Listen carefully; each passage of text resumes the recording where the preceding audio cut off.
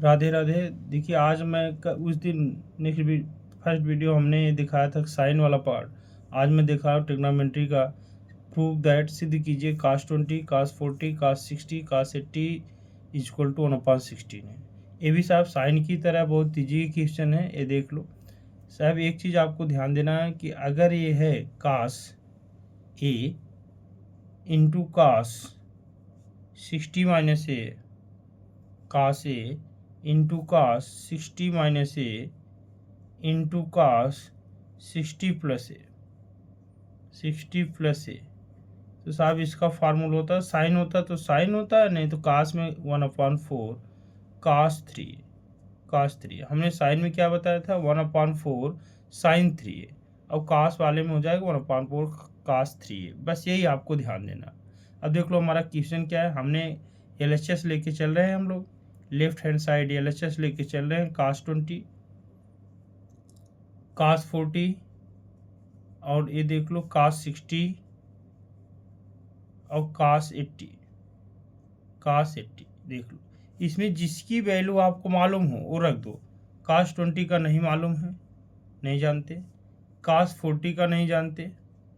ये देख लो cos 60 का जानते हैं। sin 60 का √3/2 होता है और cos 60 का मान क्या होता है 1/2 होता है। इंटू cos 80 का नहीं जानते।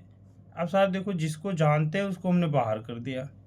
हमारा क्या बच्चा देख लो cos 20 cos 40 इंटू cos 80 देख लो। और cos में क्या होता है cos a cos 60 minus a cos 60 plus A 1/4 cos 3। ये साहब अगर हम ए देख लो, यहाँ पे ए है सबसे छोटा एंगल है, यहाँ पे ए हमारा सबसे छोटा एंगल क्या है 20 है। एक बार मैच करा देख लो। अगर हम 60 में से 20 घटाएं cos 40 आ जाएगा। 60 प्लस ए 60 में 20 ऐड करें तो क्या आ जाएगा cos 80 आ जाएगा। कहने का मतलब साहब यहाँ पे जो ए का काम कर रहा है वो कौन कर रहा है बता दो, 20 कर रहा है। तो हम रख दें साहब वैल्यू 1/2। ये देख लो 1/4 क्या फार्मूला बता दो 1/4 cos 3 है। 1/4 cos 3 है। 3 इंटू ए सबसे छोटे एंगल क्या है बता दो 20। यही हमें रखना है, बता दो काम खत्म हो गया। देख लो 1/2 इंटू 1/4 और यहाँ पे देख लो साहब 1/4 यहाँ पे क्या हो गया cos 60 हो गया। cos 60 हो गया। वैल्यू रख दो साहब 1/8 और cos 60 की वैल्यू क्या होती है बता दो 1/2। बता दो साहब 1/8 का गुणा 1/2 में होगा तो क्या होगा 1 का गुणा 1 में 1 हो गया और 8 का मल्टीप्लाई 2 में हो गया। बता दो क्या हो गया 16 हो गया।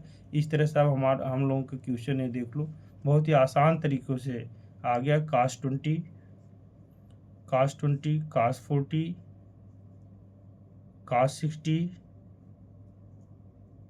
Into cos 80 cos 20 cos 40 cos 60 into cos 80 ये देख लो क्या आ गया हमारा 1/16 क्या आ गया देख लो 1/16 हमने साहब LHS लेके चला था और हमारा जो देखो प्रूफ हो गया 1/RHS। ये देख लो बहुत ही आसान तरीके से हमारा जो है प्रूफ हो गया। cos 20 cos 40 cos 60 into cos 80 equal to क्या होता है देख लो 1/16। नेक्स्ट ईयर में 2025 में आपका साइन वाला क्वेश्चन आया था और उम्मीद है कि अगर उस बार साइन आया तो इस बार cos आने का उम्मीद है। ठीक है, नहीं दोनों क्वेश्चन कोई भी आ जाए आसान तरीके से। साइन वाला है तो 1/4 sin 3a का फार्मूला यूज करेंगे, cos वाला है तो बता दो क्या करेंगे 1/4 cos 3 वाला फार्मूला यूज करेंगे। एक क्या है सबसे छोटा एंगल पहले दिए गए क्वेश्चन में एक बार फिर से देख लो, एक बार साहब फिर से आप लोग देख लो, बहुत ही आसान तरीके से आपको समझ में आ जाएगा। एक बार फिर से देख लो ये क्वेश्चन है prove that cos 20 cos 40 cos 60 cos 80 1/16। बस ये ध्यान देना यदि ये cos है तो 1/4 cos 3 का यूज करेंगे और ये क्या है सबसे छोटा एंगल जो वही रख दो। सर्वप्रथम हमें यही करना दिए गए क्वेश्चन में जिस भी ट्रिग्नोमेट्री एंगल का मान हमें मालूम है उसका मान रख दे देख लो। जैसे हमारा cos 20 cos 40 cos 60 cos 80 है तो इसमें हमें जो cos 60 का वैल्यू मालूम है और किसी का वैल्यू नहीं मालूम है।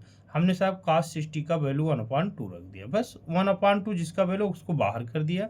अब हमारा बचा कास 20, कास 40, कास 80।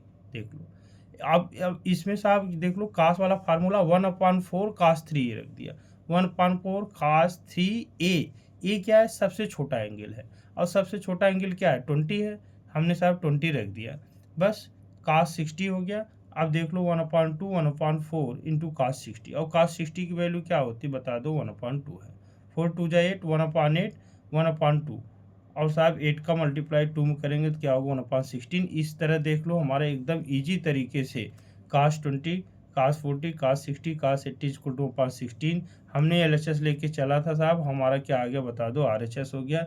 हमें उम्मीद है कि आप लोगों को बहुत अच्छा लगा होगा, यदि लगा होगा आप लोग ज़रूर लाइक करिएगा, सब्सक्राइब करिए, और नेक्स्ट इम्पॉर्टेंट IMP क्वेश्चन हम जो है अपने नेक्स्ट वीडियो में आपको लाते हैं।